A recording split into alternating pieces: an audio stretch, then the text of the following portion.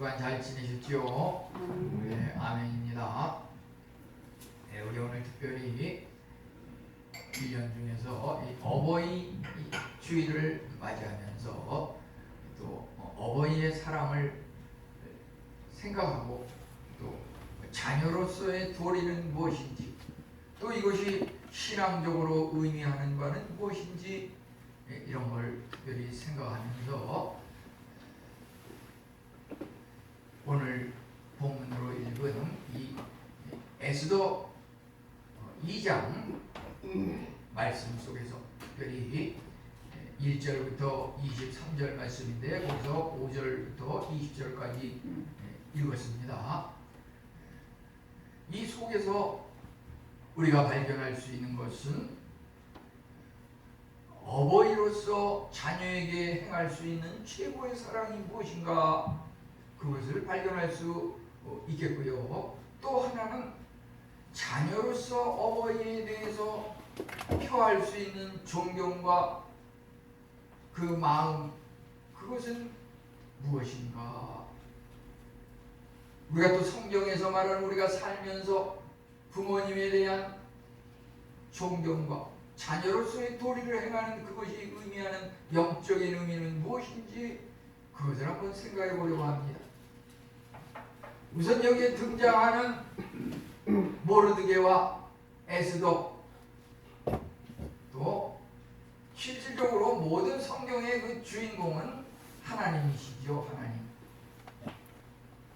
그 하나님이 주인공이신데 우리가 그 하나님이 보이지 않고 이해하기 어려움으로 그 하나님이 인간의 형상 예수님의 모습으로 오시고 또 예수님을 믿는 우리 성도님들을 통해서 하나님의 형상을 바라보게 하시고 우리 부모님 속에서 특별히 믿음의 성도의 집안에서 부모님은 하나님의 그 모습을 자녀에게 심어주는 그 부모인 것이고 우리가 참으로 믿음의 생활을 하는 자녀라고 하면은 하나님께 대해서 믿음의 자녀로서 아버지 사랑을 공경하면서 우리가 평생 보여주면서 이렇게 산다고 하는 것입니다.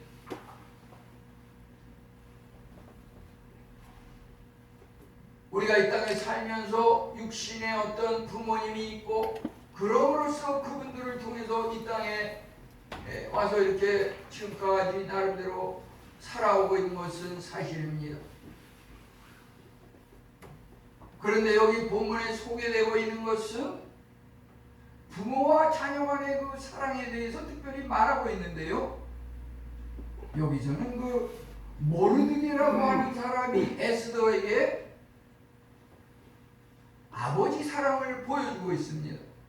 그가 보여주는 아버지 사랑은 무엇이냐면 그 모르드게가 고아로서 포로 시대에 바벨론 포로로 잡혀온 그 포로의 한 명이었고 버려진 가난하고 비천한 그런 고아였던 그 부모님 아버지 어머니를 다 잃어버렸던 그 에스더를 자기 딸같이 사랑하고 키우고 양육함으로써 그가 급기야는 그 바사 제국의 왕후에 올랐다고 하는 것입니다.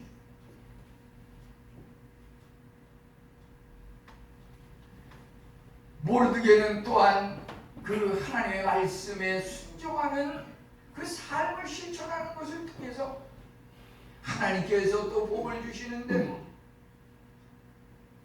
그가 키운 에스더의 그 자녀로서의 어머니를 공경하는 그 존경 그 사랑을 잊지 않고 끝까지 양아버지 모르드게를 공경하고 존경한 그것에 힘입어서 모르드게 역시 바벨론 포로로 잡혀왔던 포로였고 궁궐에서 문지기로 수위로 비천하고 낮은 신분에서 출발하였지만 그가 바사 제국의 국무총리 수상이 되었다고 하는 것입니다. 이것이 참으로 그렇게 엄청난 어버이와 자녀의 사랑을 통해서 이루어진 역사적인 사실인데, 우리는 흔히 창세기에 나오는 요셉에 대해서 많이 이야기합니다.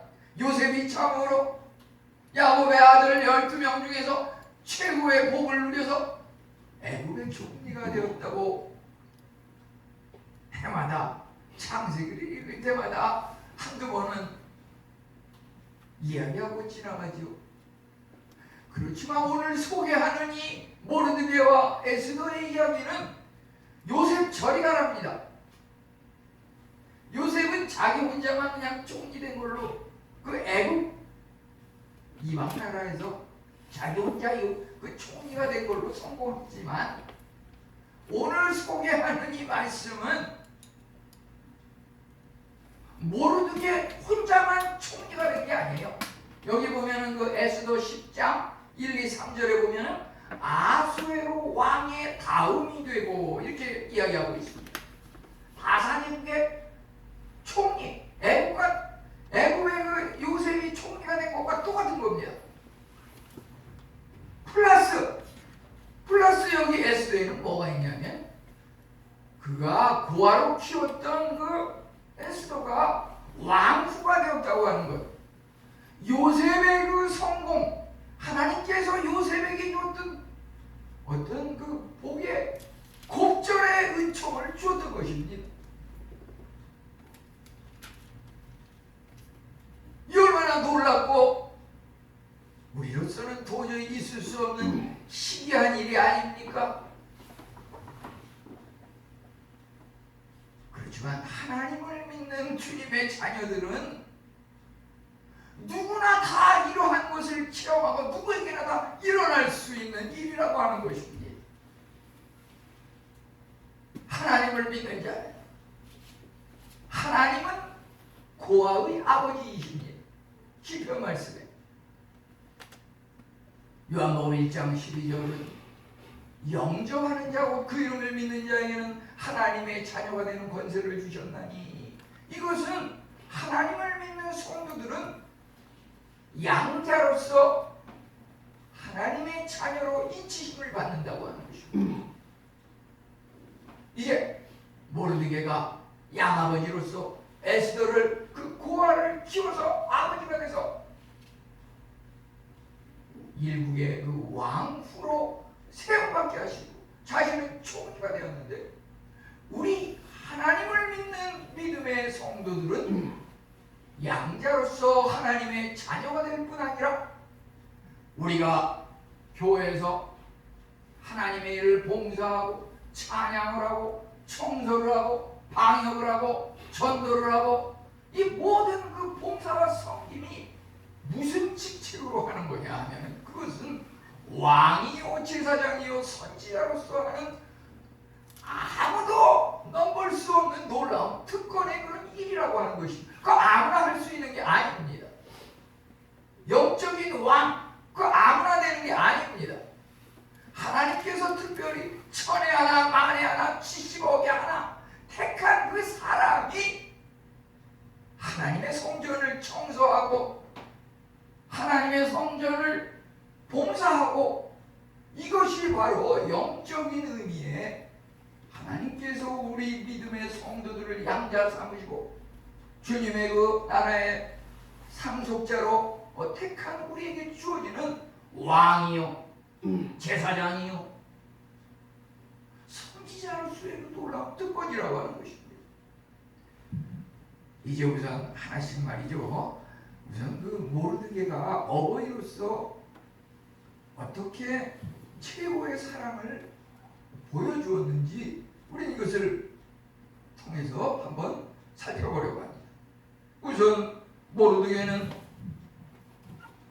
그가 어떻게 고아인 에스더를, 사촌 에스더를 그가 부모를 잃었을 때 자기 딸같이 양보할 수 있었습니까? 그것은 모세 율법에 나오는 계명들을 순종하는 선상에서 그 삶 속에 실천하기 때문이라고 볼 수가 있겠습니다. 출애굽기 22장 22절은 과부와 고아를 공경하라고 했습니다. 과부와 고아를 해롭게 하지 말라. 신명기 24장 21절은 포도원의 포도나무를 딸 때에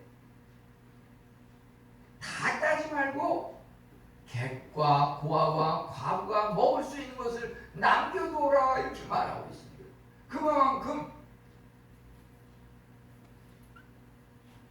모세 오경 그 율법에서는 고아를 갖다가 사랑하고 챙겨주고 양육하라고 하는 이러한 말씀이 여러 군데 나오고 있습니다. 모르드게는 바로 이 율법의 말씀을 따라 실천하는 그 삶의 현장에서 고아인 에스더를 그대로 내버려두지 않고 자기 딸같이 이렇게 키우고 양육하였다는 것입니다. 우리 오늘 이 말씀에서 보면은 7절에도 그 말씀이 나오고 15절에도 나오고 있습니다. 자기 딸같이 양육하여더라. 고아였던 그 버려졌던 아버지 어머니가 없는 그 에스더를 이렇게 양육하였던 것입니다. 에스더는 참으로 버려졌지만은 이제 모르드게의 그 사랑을 받았습니다. 모르드게가 어떻게 이렇게 에스더를 자기 딸같이 양육할 수 있었습니까? 율법을 실천한 것인데 그 율법을 대할 때에 이것은 반드시 실천해야 할 의무라고 하는 그 의무감을 느꼈다고 하는 것입니다. 우리가 말씀을 읽을 때 그 느낌과 깨달음이 있어야 됩니다.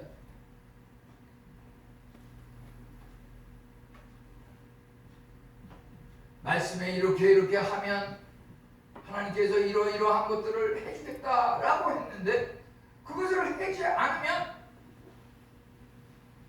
해주겠다고 하는 그런 모든 목들이 흩어지고 날아가 버리는 것입니다. 그 율법은 전혀 지키지 않으면서 실패하고 좌절하고 이렇게 됐을 때 이거 어떻게 좀 해결해 주십시오 라고 발버둥치는 이런 안타까운 것을 많이 보게 됩니다. 하나님께서 요한복음 13장 17절에 이것을 행하면 복이 있으리라.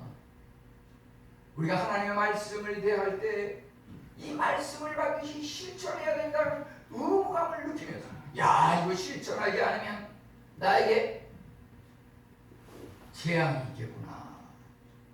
이런 의무감과 깨달음을 가지고 이렇게 살아가는 것이 내가 총리가 되고 나의 도움을 받는 사람이 왕후가 되는 그런 삶의 지이고 복이라고 하는 것을 여기서 보여주게 됩니다. 우선 모르드게는 또 에스더와의 사이에서 지속적인 소통을 하였습니다.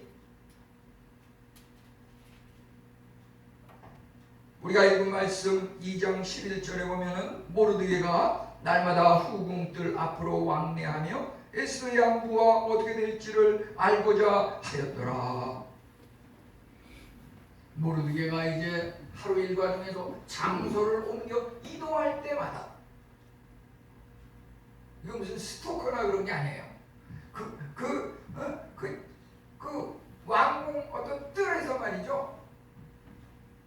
이제 아수에로 왕이 왕후 왔으니까 마음에 들지 않는 그러한 일을 행함으로 그를 폐위시키고 새로운 왕후를 대신 뽑는 과정이 있어서 전국의 그 아리따운 처녀들을 여기 2장 2절에 보면 아리따운 처녀들을 모아가지고서 그들에게 2년간 이제 자기 자신을 단장하고 모략으로 정결케 하고 향품으로 피부를 매끄럽게 하고 아름답게 꾸며가지고 왕 앞에 이렇게 가서 평가를 받도록 하는 이러한, 요즘으로 말하자면 무슨 미스코리아 선발대회와 같은 그런 것을 갖다가 이 아수에로 왕이 신하들을 시켜서 이렇게 행했다고 볼 수가 있는데, 그 과정에서 모르드게가 에스더를 추천을 해서 그 대회에 나가게 됐던 것입니다.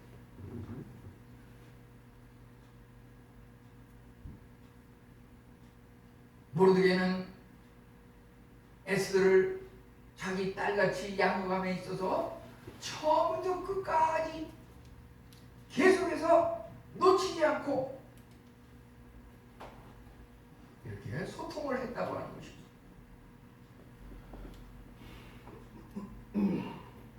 우리 인간관계에 있어서 뭔가 매끄럽지 않은 그 원인이 무엇입니까? 여러 가지가 있겠지만 소통이라고 하는 것이 굉장히 중요하다고 봅니다.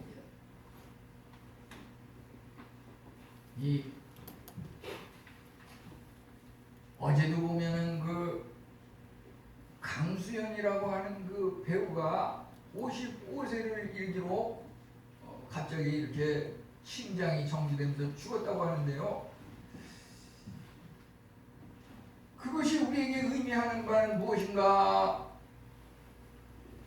어제 오후에 일어난 사건이지만은 그것을 여러 가지 면에서 저도 기사들을 이렇게 보면서 대부분의 기자들이 뭐 재미 흥미거리로다가 뭐 뇌졸중으로, 뇌출혈로, 심장 정지로, 뭐 백신을 맞고서 뭐 후유증이 의심된다, 흥미거리로 막 그런 식으로 썼더라고요. 그렇지만 그 유명하고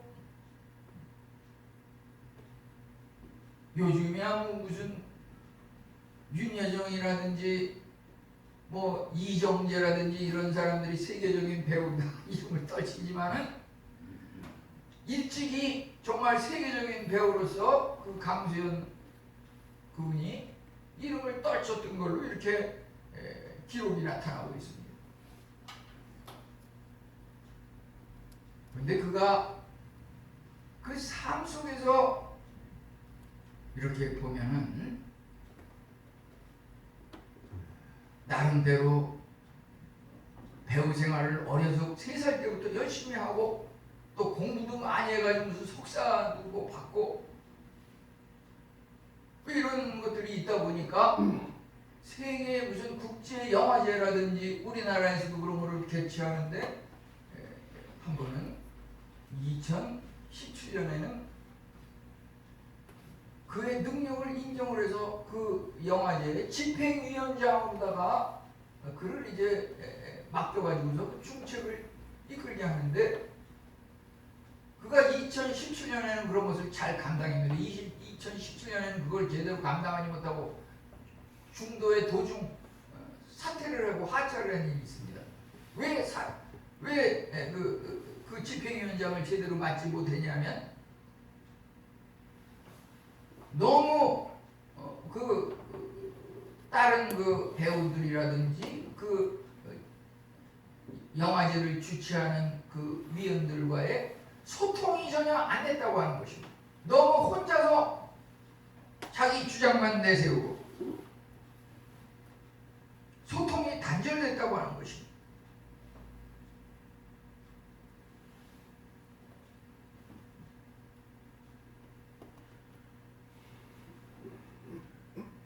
그가 참으로 이름을 세계적으로 떨치다 보니까 영화 한 번 나가면은 뭐 2억을 받는다고 그러고, 광고 한 편 출연하면 4억을 받는다고 그러고, 돈이 많다 보니까 무슨 강남에, 신사동에, 압구정에 부동산이 뭐 알려진 것만 해도 200억이 넘어간다고 그러고, 그런데 삶이 말이죠. 소통이 안 되다 보니까 혼자 고립이 돼가지고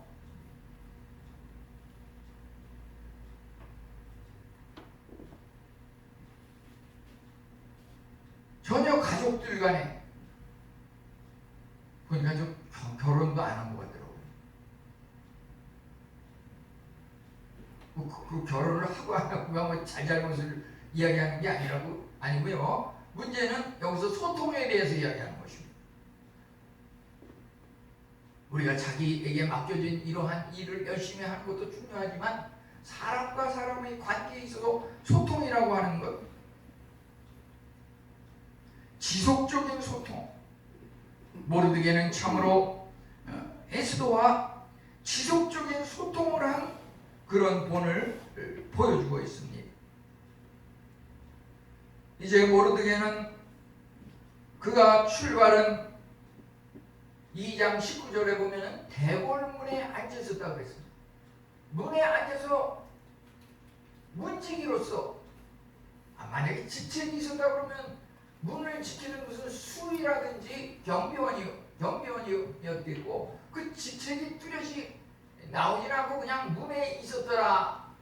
이런 거 봐서는 무슨 문 앞에 있는 무슨 거지라든지 동냥을 하는 그런 위치에 처했다고도 볼 수가 있고요. 그만큼 이렇게 낮고 천한 보잘것없는 포로로서 문지기였던 그 모르드게가 이렇게 문지기를 하다 보니까 그 근처에 이제 왔다 갔다 하는 사람들 중에서 특별히 넷이 2명이 여기 성경에 나오고 있는데요. 사실은 그 20절까지 읽었는데 21절, 2절, 3절에 보면은 그 넷이 2명이 자기네들끼리 쏙닥쏙닥 하는데 그 문 근처에서 쏙닥쏙닥 하는데 그 내용이 뭐냐면 이 아수에로 왕이 뭐 하는 이것저것 통치 왕으로서 뭔가 마음에 안 드는 게 있었나 보죠. 그러다 보니까 왕을 죽이려고 하는 그런 음모를 꾸몄다고 그랬어요. 자기네들끼리 쏙닥쏙닥 하면서 왕을 암살하려는 이런 음모를 꾸몄다고 그랬어요. 모르드게가 문에 있다 보니까 그것을 엿들었어요. 그래가지고 나중에 에스더가 왕후가 되었을 때 한 번은 그 아수르 왕이 잠이 잘 오지 않아 가지고서 뜬으로 밤을 새우면서 왕궁의 그 역사 기록을 한 그 책을 읽어보던 중에 한 번은 그 암살하려던 그 넷이 2명이 발각이 돼가지고서 그들을 갖다가 이제 나무에 매달아 가지고서 사형시켜서 죽여버린 그러한 일이 있었는데, 그러면은 그 일이 있었을 당시에 그것을 밝혀내서 보고했던 그 사람이 어떤 무슨 상이라도 받은 게 있었냐, 이것을 그 왕이 물어봤어요.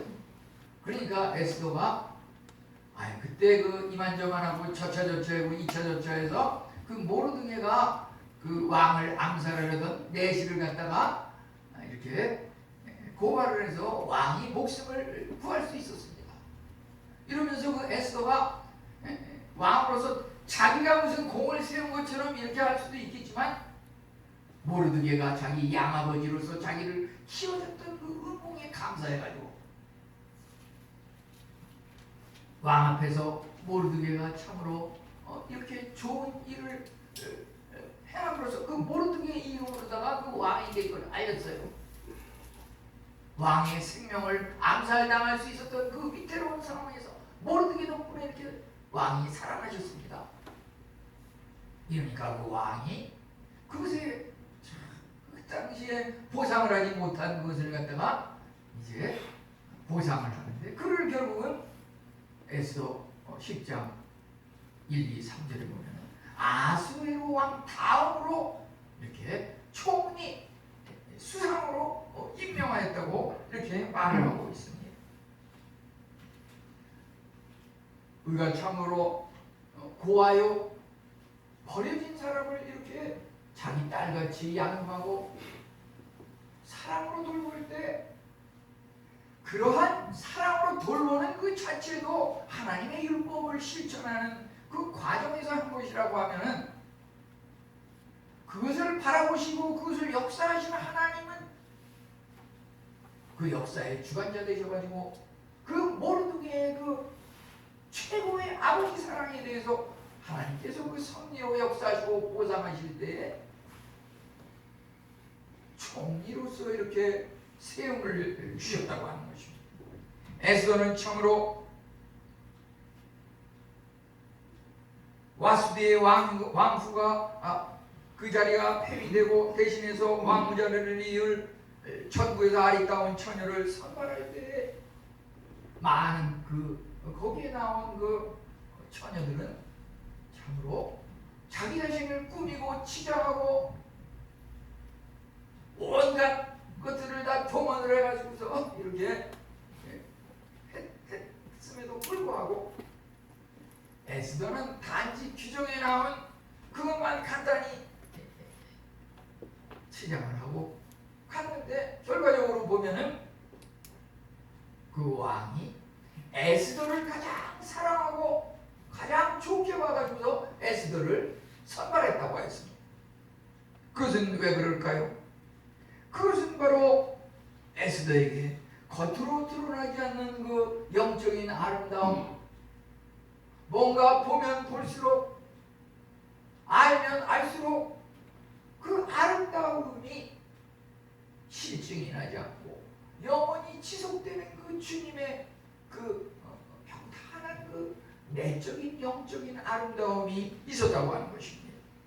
참으로 세속적인 번영은 우리의 경건을 쇠퇴시키고 기도하지 않게 하고 우리의 순수성을 타락하게 만들지만은 에스더가 지닌 영적인 아름다움이라고 하는 것은 일찍이 어려서부터 모르드게가 자기 딸처럼 양육하는 어떻게 양육을 했겠습니까? 하나님의 그 율법으로 신학적으로 그 에스더를 잘 키운다고 하는 것입니다. 우리가 참으로 3살 버릇이 80까지 간다고 하는 것은 어려서부터 젊은 시절에 하나님을 믿는 전도서 12장 1절에 너희는 젊었을 때 여호와 하나님을 경외하라. 우리가 참으로 젊은 시절에 하나님을 믿는 신앙이 얼마나 중요한지요. 그것이 일평생 간다고 하는 것은 우리 젊음이 시간이라고 하는 것은 씨앗을 뿌리는 기간이고 씨앗을 뿌리는 시간이라고 하는 것입니다. 우리가 젊은 시절에 뿌리는 그 씨앗이 어른이 돼서 때로는 죽은 후에라도 심은 대로 거두는 그 열매가 맺어지는 것입니다. 모르드게는 에스더를 딸처럼 양육한 그 심은 그 씨앗대로 이국 땅에서 총리가 되었던 것이고 참으로 세상적인 아름다움, 외적인 겉모습을 지향하는 그러한 것을 추구하는 삶이 아니라 하나님의 율법을 지키며 하나님을 경외하는 그 아름다운 영적인 삶을 최고의 가치로 여기고 살아가는 그 에스더에게는 하나님께서 왕후로서의 그 놀라운 특권을 주셨다고 하는 것입니다. 그는 참으로 은혜에 감사하는 충실성이 있었습니다. 왕후가 되기 전과 그 후가 똑같다고 하는 것입니다. 우리가 참으로 아무리 자기를 잘 키우고 자기를 아버지처럼 양육한 그런 부모가 있을지라도 우리가 한 사람이 성공하고 나면 그 부모의 그 공로를 다 잊어버리고 언제 그랬냐 싶게 자기 자신만 그냥 흥청망청 이런 젊은이들이 간혹 있는 것을 보게 됩니다. 에스더는 참으로 모르드게의 그 헌신적인 양육과 친절에 감사함으로 자신도 왕후가 되었을 뿐만 아니라 모르드게가 총리가 되는데 크게 기여했다고 볼 수가 있습니다. 그가 그렇게 양아버지 모르드게에 대해서 감사할 수 있었던 것은 그 안에 하나님을 믿는 신앙으로 말미암아 하나님께 감사하는 그 마음이 있었기 때문에 그가 또 모르드게에게 감사했다고 볼 수가 있겠습니다. 참으로 모르드게는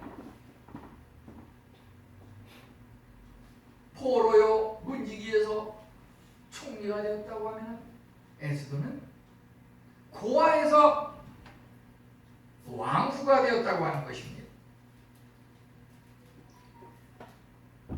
왕후로 머리에 관을 씌우고 왕후에 오른 것은 그가 참으로 하나님의 섭리로 인한 것이고 그가 외적인 아름다움보다도 영적인 아름다움에 가치를 두었기 때문이라고 볼 수가 있겠습니다.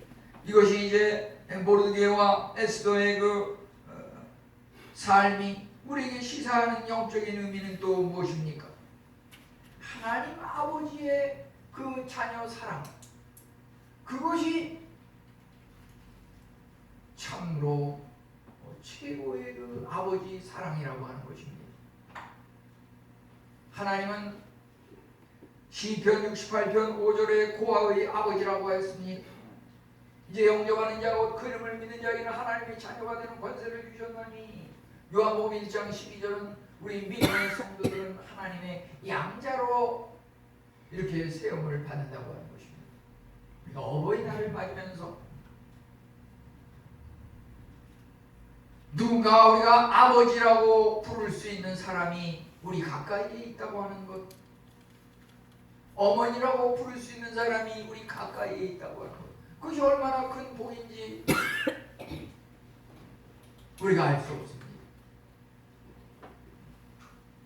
기자가 한 번은 이렇게 수필을 쓴 그 글을 이렇게 읽어보니까요, 그가 어린 시절에 부모님을 다 잃고서 이렇게 자라와서 기자가 됐는데 그가 수필을 쓴 그 글을 보니까 해마다 어버이날이면 자기가 카네이션을 달아주고 싶은 그 부모님이 계시면 이것을 달아줘야 될 텐데 뭔가 효도를 하고 싶어도 부모님이 계시지 않다 보니까 해마다 어버이날이면 너무나 외롭고 쓸쓸하다고 정신적인 그 외로움이 느껴진다고 이렇게 수필을 쓴 것을 보았습니다.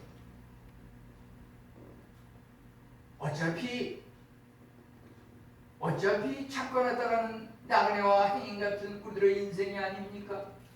부모님은 어차피 보편적으로 우리보다 먼저 돌아가실 것입니다. 세상의 그 육신의 부모와 자녀의 관계라고 하는 것은 잠시 잠깐 일시적인 관계일 뿐입니다. 우리는 보다 영원하고 보다 지속성이 있는 부모와 자녀, 그 관계가 필요하지 않을까요? 그것이 바로 하나님께서 믿음의 성도들에게 주신 특권이라고 하는 것입니다. 로마서 8장 15절, 너희가 종의 영을 받지 않냐고 양자의 영을 받았나니 그러므로 너희가 우리가 하나님께 대해서 아빠, 아버지라 부를 수 있느니라. 우리가 참으로 부모님이 생전에 살아계시지 않든 우리가 하나님을 아버지로 모시고 하나님을 믿음으로써 하나님의 자녀가 되는 그 정체성을 분명히 깨닫고 생활하는 사람,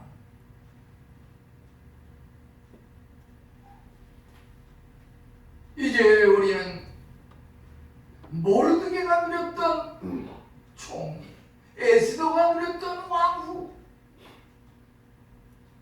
그것을 훨씬 뛰어넘는 만왕의 왕의 그 하나님 아버지의 자녀로서 왕이요 제사장이요 선지자로서 그러한 높은 우리 신분을 체험하면서 살아갈 때 우리의 삶이 얼마나 어깨에 힘을 줘도 되는 얼마나 자랑스러운 삶입니다. 우리 믿지 않는 사람, 이 진리를 모르는 사람은 우리를 시기하고 질투하고 우리의 행동을 자꾸 위축시키고 그렇게 행하지 못하게 자꾸 가지고 우리를 흩어버리려고 하고, 아무리 그런다 할지라도 적신이냐 칼이냐 물이냐 불이냐 그 어떠한 것도 하나님께서 우리에게 주시는 그 놀라운 특권을 막을 수 없다고 하는 것입니다. 하나님께서는 때로는 죄악조차 복의 통로로 사용하십니다. 우리가 생각할 때 아무에는 정말 왼수야 왼수 그를 위해서 기도하라고 빨리 죽었으면 좋겠어요. 그렇게 생각하는 대상도 있을 것입니다. 그렇지만 그런 죄악된 원수조차도 하나님께서 복의 통로로 사용하신다고 하는 것입니다. 모세가 출애굽기에 그 출발할 때 보면은 바로 왕의 공주 그에게 그 강물에서 갈대 상자에 둥실둥실 떠내려올 때 바로 왕의 공주가 그 갈대 상자를 꺼내가지고 그 모세를 키우면서 보호자가 돼서 왕궁의 그 문화를 배우게 하지 않았습니까? 하나님께서 바벨론 포로의 70년간의 그 식민지 생활을 하였던 이스라엘 백성을 누구를 통해서 해방시키셨습니까? 바사왕 고레스를 통해서 해방시키지 않으셨습니까? 우리가 누군가를 미워하고 그 사람이 없었으면 좋겠다고 그러고 하는 그 사람조차 하나님께서 그 모든 죄악과 잘못을 용서하시고 그를 통해서 우리가 형통하게 하고 우리가 복의 통로로서 복을 누리게 하신다고 하는 이것이 그리스도인의 삶입니다. 그래서 우리는 결코 세상에 그 누구도 미워하지 말고 원수 삼지 말고 사랑하며 기도의 대상으로 융화하면서 살아야 한다고 하는 것입니다. 예수님께서는 참으로 십자가 고난과 죽음 앞에서도 제자들 앞에서 뭐라고 고백하였습니까? 요한복음 16장 33절은 너희가 환난을 당하나 담대하라 내가 세상을 이기었노라. 예수님께서 참으로 이제 눈앞에 둔 그것은 십자가 고난의 죽음의 현장이었습니다. 그럼에도 불구하고 내가 십자가 죽음의 고통으로 간다 그렇게 말씀하지 않으시고 그 죽음 앞에서 담대하라 내가 세상을 이겼노라. 왜냐하면 그 십자가를 고난으로 보지 않고 예수님께서는 십자가 너머에 부활 승리를 바라보시고 내가 세상을 이겼노라 이렇게 말했던 것입니다. 그런 그 예수님의 그 마음과 그 삶을 보시면 우리 죄를 위해서 십자가에 못 박혀 돌아가시는 그 예수님의 그 신분은 무엇이었습니까? 그는 사형수로 이렇게 판결을 받으셨습니다. 사형수로 판결을 받으셨습니다. 당시에 죄인 중에서도 가장 추악한 죄인이 십자가에 매달리는 그 십자가 구형을 받는다고 하면 예수님은 참으로 인류의 죄를 그 한 몸에 온통 짊어지심으로 사형수로 판결을 받고 십자가에 사형 당하셨습니다. 그런 그 사형수의 그 모든 세상 사람들이 버리는 최악의 그 신분에서 그가 어떻게 되셨습니까? 만왕의 왕으로 우리가 날마다 주마다 고백하는 사도신경에 보십시오. 부활 승천하사 하나님 우편에 앉아 계셨느니라. 부활하고 승천하셔서 하나님 우편에 앉아 계시는 그 신분이라고 하는 것은 만왕의 왕이 되셨다고 하는 사형수 최악의 그 신분에서 만왕의 왕 최고 중에 최고의 신분으로 변했다고 하는 것입니다. 우리가 하나님을 믿는 그 믿음 성도의 생활이라고 하는 것은 이렇게 놀라운 것일진데 우리 모든 우리 성도님들에게 이와 같은 은혜가 임하실 줄 믿습니다. 예. 하나님 아버지